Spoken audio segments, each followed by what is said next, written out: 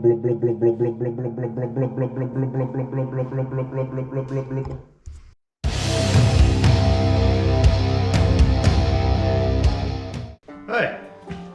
welcome to Horse Garage. I'm Horse Dodge.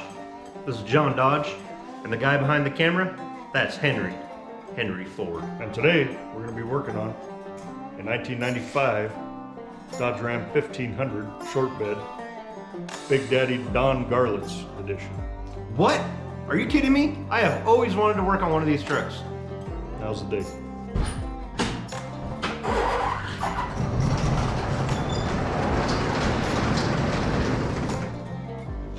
Check out this Big Daddy.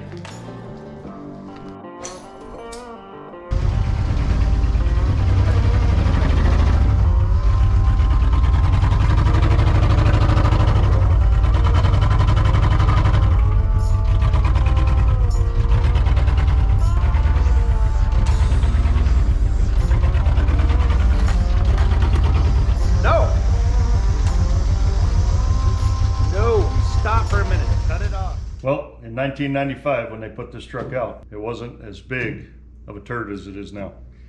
But as you can tell, this bad boy has seen better days. So, we believe, we looked it up on the internet, there's about 180, 150, somewhere under 200 of these bad boys made. Big Daddy, Don Garlits, 1500, Ram, two-wheel drive, short-bed truck. Man, this thing is a piece of it sounds quite atrocious. So this baby does have a few pretty cool features. It's got this plaque right here, number 21. And like I said, the internet said that 150, 180, something like that. When these were made, it's got a 5-digit serial number on it, so I'm not sure why, but this would be number 21. It's got the Don Garlits logo embroidered on the seats. That thing's in rough shape. So all of this, interior, exterior, this truck's in pretty rough shape. We don't know if these logos were part of the Big Daddy Don Garlits package or if it was an addition that somebody put on there, but all of this stuff's got to be redone anyway. Well, there's quite a few things that need to be done on this truck, but we're going to start with the exhaust. And we got our big piece of pipe here, and I'm going to get underneath of this bad boy and start removing the old exhaust. Sometimes when you're getting older, it's harder to get on things and get under them.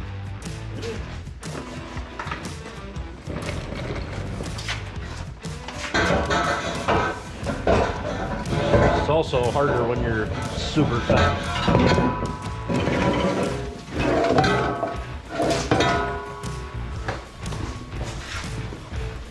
Oh cow, it almost looks like a cone.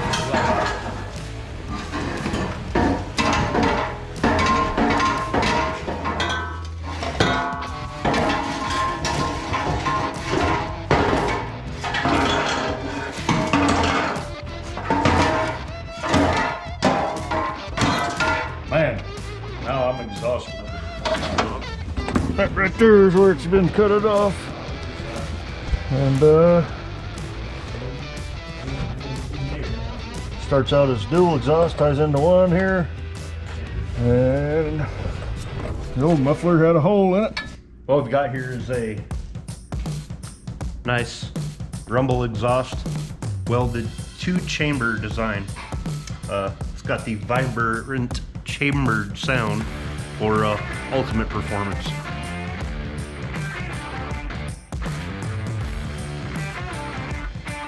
There's the new muffler. And start it. Still doesn't sound very good.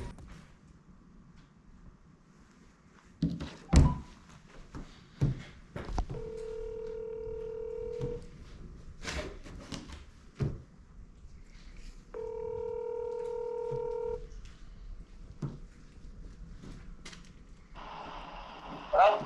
What's going on? Hey, what's up, bro? Well, we got a slight problem down here at the shop.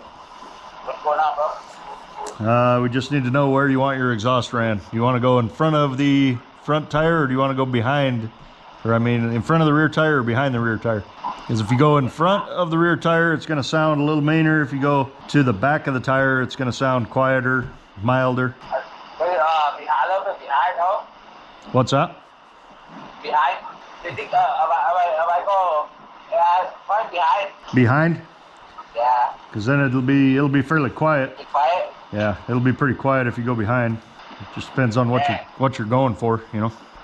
Yeah, I go behind. Then, I got the subdivision right there, you know what I mean? So, I don't want to get too crazy with there. Okay. Yeah, we can go up over the rear end and go behind the rear tire then. Cool, cool. All right, sounds good. That's what we needed to know. All right, buddy. All right, thanks. Oh, you get a basic idea here of where our exhaust is going to come out, as the customer stated, behind the rear tire. Looks like we need to go probably about 26 inches. And then we'll start our bend going into the truck.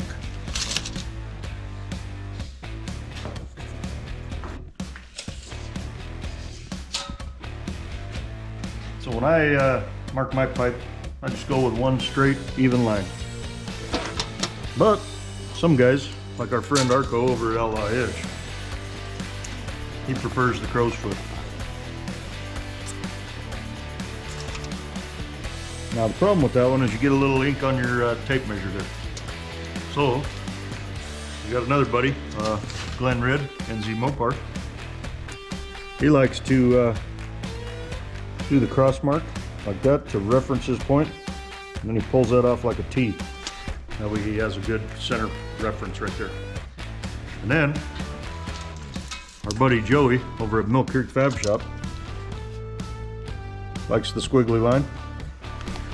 I don't know if that's because he's got one arm or what. Got our Harbor Freight pipe bender. I don't think this is for real heavy duty stuff, but I've never used this before. This is our first time, so I'm glad your first time was with us. And it requires me to do some bending on some pipes here. Now, the pipe that I'm using is... So the key is, so I've heard, you have to bend a little bit, push it in, bend a little more. You know, just make your one bend on one spot. You gotta bend it a little bit, push it in, bend a little more. I think we're gonna kink this baby a little too much here in this position, so we're gonna adjust our rollers out here into the farther position and see if that does something a little different.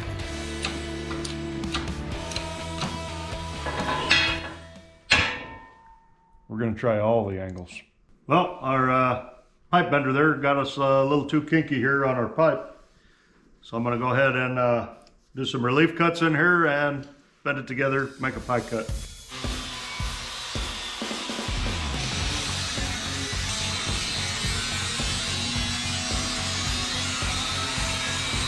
So we got our little pipe piece removed. Now we're gonna use the strongest bender that we have to pinch this together. Here I am. So where can you get one of those expensive benders? Well, I'm about to fire this one so you can have it. I pulled on the end of that pipe.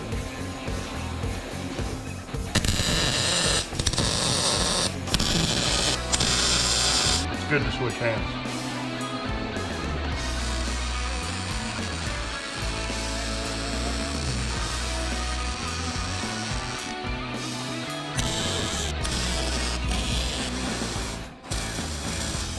Okay. Well, I accidentally made this mark at a 45 instead of a 22.5. Most people don't know this trick, but if you just go over your permanent marker with some more permanent marker, like so, she wiped right off. So we're gonna reuse our exhaust hangers off of the old exhaust. So I'm gonna cut these babies off.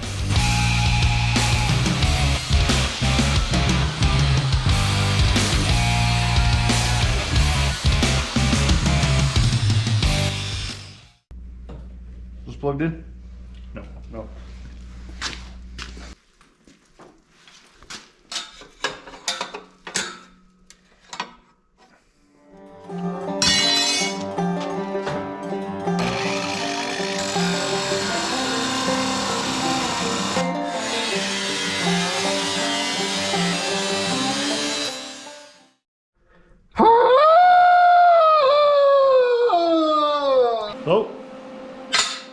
Get your pipe level this way.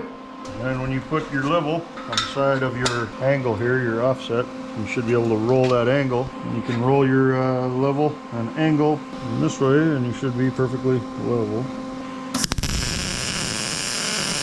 Oh, you're always tugging on the top. You got to tug it on the top of your rolling angle.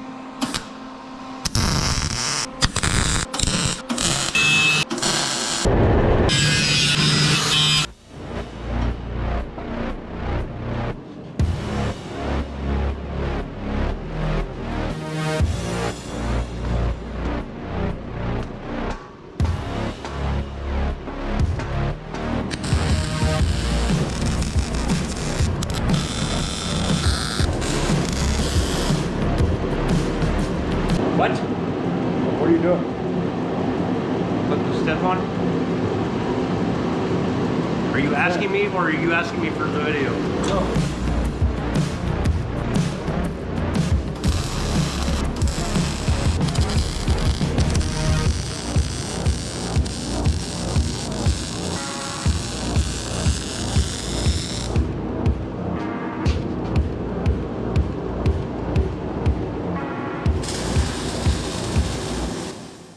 It's a custom made tip. It's very tippy. So tippy.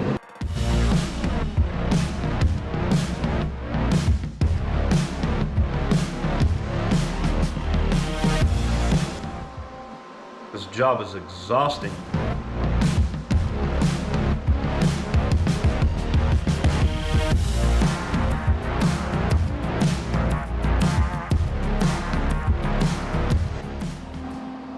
So the deal is, we tried to use our Harbor Freight pipe bender, but it wasn't quite working out. So we resorted to doing it the way that we know how to do it. And so we made a bunch of 45-degree cuts, which would be actually a 22.5-degree angle on your cut to make 45s.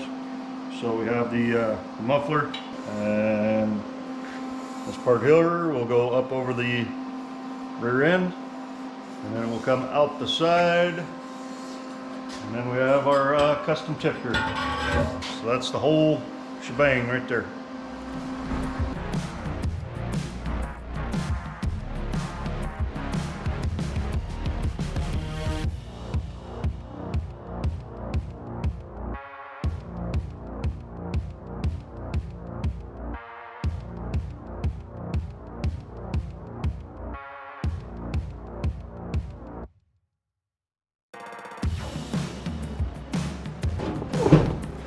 There you go.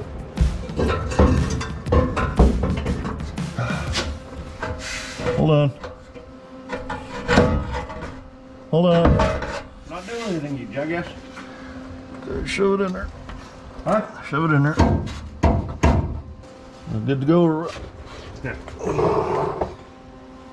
We should probably weld this bracket first, actually. Which one? The back one? The back one? Yeah. I don't know if that's true. I think you better do the weld in the exhaust first and then the brackets. We're gonna do some underwater welding.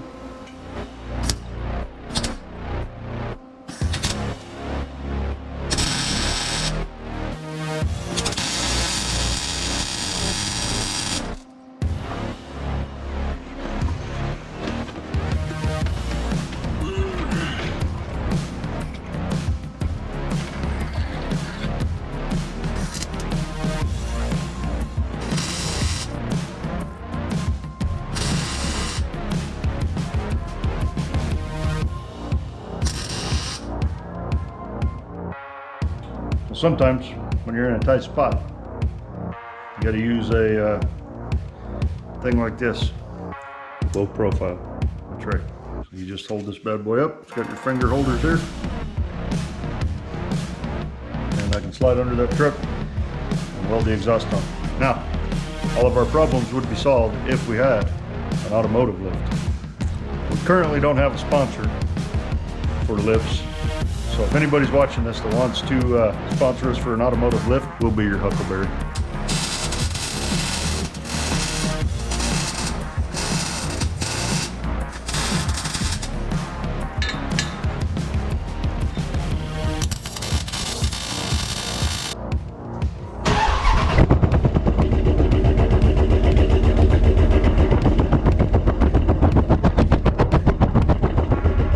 sound too good.